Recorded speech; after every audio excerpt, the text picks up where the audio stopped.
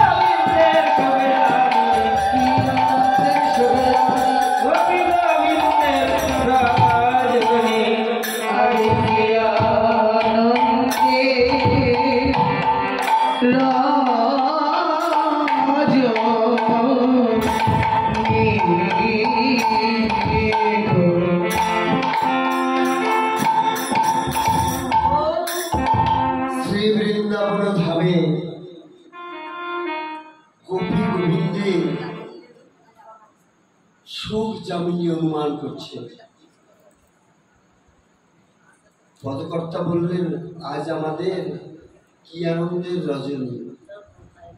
এই যে রজনীটা শারদ পূর্ণিমা রজনী, যে রজনীতে গোপী গোবিন্দের সুখ জামিনী হলো, সেই সঙ্গে আজ ভক্তদের সুখ জামিনী হলো। এই সুখ জামিনী কতদিন আর চলবে? জাগতিক জগতের সুখ জামিনী কতদিন যে আর রাখবেন ঠাকুরই সেটা জানেন। তার সৌভাগ্য হলো এবারও আপনাদের সংস্পর্শে সেই সুখ জামিনী অনুভব করা। তাই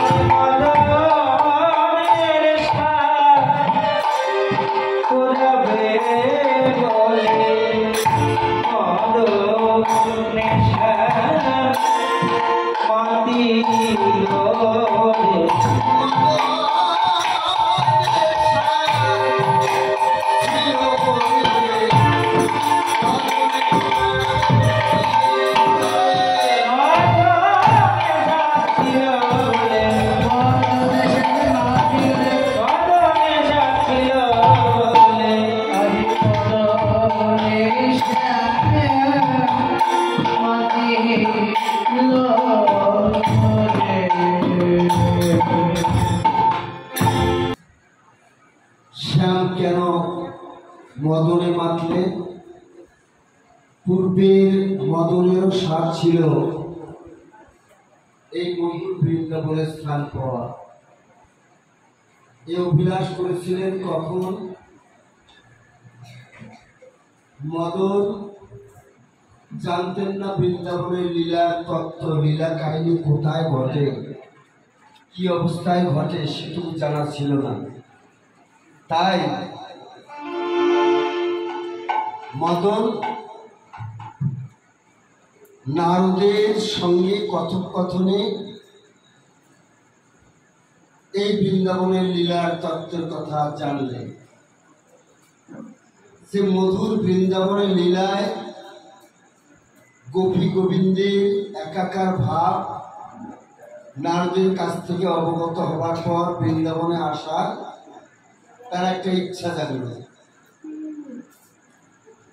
যে আমি হচ্ছি সৃষ্টির জগতের সেই পুরুষ, আমার নাম মদন। মদন প্রকৃত অর্থে আমরা তাকে কাম বলি, যে কামনায়, যে কামে পুরুষ নারীর আকর্ষণ পায়, মদন সেই পুরুষ। এবার সেই মদন সব ব্রহ্মাণ্ডের যত কিছু আছে সৃষ্টির জীব সকলের মিলনের মূলে মদন, সবাইকেই তিনি পরিচালনা করেন।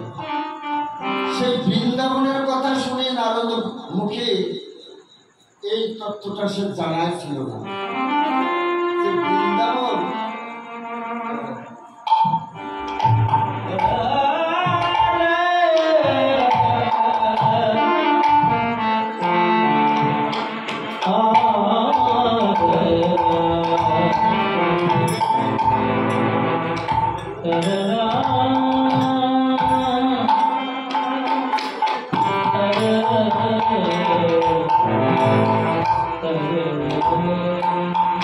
প্রকৃতি নিয়েই মদন মাতব্বরি করেন, বৃন্দাবনের তত্ত্ব জানেন না। এই সংবাদ পেয়ে তখন বৃন্দাবনের দিকে রওনা হল মদন। আজকে তো বৃন্দাবনে তার বাধা, তাকে ঢুকতে দেওয়া হয় না। কে তুমি? বৃন্দাবনের চারিপাশে বেষ্টিত করে আছেন যোগমায়া, কোনো আনকে ভিতরে প্রবেশ করতে দেওয়া হয় না। এখন দ্বার দেশে দেখেই বলছে, কে তুমি? যে কেন আমাকে চেনো না তুমি? আমি ত্রিভুবন বিজয়ী মদন, প্রতিটা জীবের প্রতি আমারই অধিকার, আমি সেই মদন। তো বলছেন তুমি এখানে কেন এসেছো? তোমার তো এখানে দরকার নেই, তুমি তো জীবের কাম, আর বৃন্দাবনে কাম নেই, শুধুমাত্র প্রেম, তোমার এখানে স্থান নেই। বলছে কি বলছো? সৃষ্টির জগৎ যত্র যত্র সর্বত্র আমার অধিকার, আমি না হলে জীবের জন্ম নয় বৃথা। তখন বললে যা হবার হয়েছে, তুমি এখান থেকে ঘুরে যাও, এদিকে প্রবেশ করতে পারবে না, এখানে কোনো কাম নেই। তখন বলছে আমাকে বাধা দিও না, তুমি আমার শক্তি জানো, আমি ইচ্ছা করলে ত্রিভুবন বিজয় তো করেছি, তোমার বাহাদুরি এখনই মিটিয়ে দিতে পারি। তখন বলছে তুমি আমার বাহাদুরি মেটাবে? ঠিক আছে মদন, কি দিয়ে তুমি মেটাবে? কত বড় শক্তি তোমার, যে দেখো না আমার একটা নয় দুটা নয় অক্ষয় জিহ্বার আছে, তাও একটা নয় দুটো নয় পাঁচটা, যে 5টা বাণ আছে, তাই দিয়ে তুমি জয় করতে চাও? তাই দিয়ে তুমি জয় করবে? আর আমার এই বৃন্দাবনের রানীকে জানো? সেই রানীকে জয় করতে গেলে, আমার বৃন্দাবনের রানী হচ্ছে শ্রীমতী রাধা রানী, তার 1,00,000 বাণ, তোমার 5টা বাণ দিয়ে কি করবে তুমি? তখন বললে 1,00,000 বাণ ব্যর্থ বাণ, ব্যর্থ হয়ে যাবে। আর আমার 5টা বাণের গুণ জানো? এ মানে কি আবার ঘুরে আসে, ঘুরে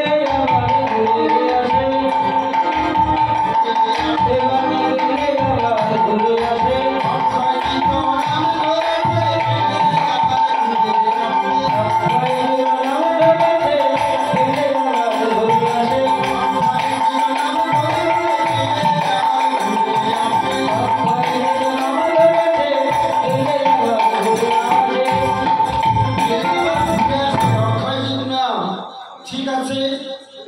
তোমার বাল প্রয়োগ করো দেখি, গেলে কোথায় ঘুরে আসে।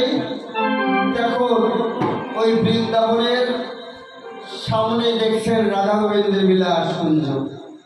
সেই বিলাসকুঞ্জে মদন লক্ষ্য করছে পুরুষ প্রকৃতি তথা কিশোর কিশোরী একত্রে মিলন, অথচ সেখানে কামের কোনো গন্ধ নেই, শুধুমাত্র ভালোবাসা, প্রেম। এই অবস্থায় দেখে এই স্থানকেই মদন ব্যতিক্রম ভাবলো, যেটা আমার নিয়ন্ত্রণে ছিল না, আজই আমি নিয়ন্ত্রণে নেব। তাই প্রথম মদন বান ছাড়ল। যে মদন বান কোথায়? মদন মাদন মোহন শোষণ স্তম্ভন, এই পঞ্চবান। চক্ষের কোনায় মদন, কটাক্ষে মোহন, জিহ্বায় শোষণ, লিঙ্গে স্তম্ভন, এই পঞ্চবান পঞ্চকালে আশ্রয় করে আছে। তাই প্রথম মদন বান ছেড়ে দিলেন। সেই মদন কাম ভাবে সেখানে প্রয়োগ না হয়ে প্রেম নামে রূপান্তরিত হল। উভয়ে আকর্ষণ যথাযথভাবে বৃদ্ধি করল, প্রেমের ভাবে আরো বেশি প্রয়োগ করল। মাদক ছেড়ে দিল, সেটাও একই অবস্থা, প্রেম ভাবেই পরিগণিত হল। মোহন, কটাক্ষে মোহন, সে বানও আবার দুইয়ের প্রতি এতটাই আকর্ষিত হলো, মোহিত হয়ে গেল। আবার শোষণ, চুম্বনা দিতে রসাস্বাদন, সে বান ছাড়লো, সেটাও একইভাবে কামনাম দিয়ে প্রেম নাম হলো। এবার শেষে স্তম্ভন বানটা, এটা তো মারাত্মক বান, এটা নাভির নিচে। এ বান যদি একবার ছাড়ে তাহলে ধ্বংস না করা পর্যন্ত শেষ হয়, থামে না। সেই বানে যখন তার ধনুকে জুড়ল, ধনুকে জুড়েই বান ছেড়ে দিল, কিন্তু কি হলো? টু টলকিয়ে ফুল ধনু গুণ, কে রতি রনে ভেল তুল সুন্দর। ভাবটা কেমন হলো? টুটলো মানে ভেঙে গেল। কি ভাঙলো? ফুল ধনু গুণ, ফুল ধনুখানা ভাঙলো। আর যে গুণ লাগানো আছে তাতে চার করার জন্য ধনুখানা, গুণ মানে যে রসিলেটা বা রশিতে বাঁধা থাকে, এই গুণ। তাই ফুল ধনু ভাঙলো, গুণও ছিঁড়ে গেল। তাই মদন ভয় পেয়ে ওখান থেকে সুরসুর করে পালাচ্ছে। যোগমায়া তো আর দেশে আছে, হ্যাঁ মদন কোথাও পালাচ্ছ? যে আমাকে ছেড়ে দাও, আমাকে ছেড়ে দাও। শাস্ত্রকার বললেন যে যুদ্ধক্ষেত্রে শেষের বানটা স্তম্ভন এমনি শুধু মদনের ভাঙল না, জগতের সকলের ভাঙে। স্তম্ভন বান মানে লিঙ্গে স্তম্ভন বান, এটা ধ্বংস না করা পর্যন্ত ছাড়ে না। এই স্তম্ভন বান মদনকে নিজেই ধ্বংস করে ফেলল। মদন যখন ওবান ছেড়ে দিল, দেখা গেল ফুলধনু ভেঙে গেল। ফুলধনু কাকে বলে জানেন? একটা বাহক বা চালক যে ধনু পাইবে তার হাতে 3.5 হাত মেপে নিতে হয়, যে পাশের একটা ফালকা বা যে দ্রব্য যেটা ধনু লাগাবে। আর 3.5 হাত অর্থ যার যার হাতে 3.5 হাত, তার দেহখানা 3.5 হাত। আর এই 3.5 হাতে ধনুর এর নামে ফুলধনু। এর মধ্যে গুণটা আছে, গুণগুলো আপনারা লক্ষ্য করতে পারছেন। এই 3.5 হাত ধনুর মধ্যে কি কি গুণ আছে? এই শ্রবণ শক্তি, দৃষ্টি শক্তি, ঘ্রাণাস্বাদন শক্তি, দৈহিক শক্তি, যা কিছু দেখছেন, মেধা, বল, বুদ্ধি, সব কিছু এই 3.5 হাত ধনুর মধ্যে। এই সকল সব শক্তিগুলো গুণ দিয়ে যথাযথভাবে তাৎপর্যভাবে এটা গঠিত করা আছে এই ধনু। এবার শেষে সেই ধনুকে যখন মানে গুণ লাগায় ছেড়ে দিল, সঙ্গে সঙ্গে ফুলধনু ভাঙল,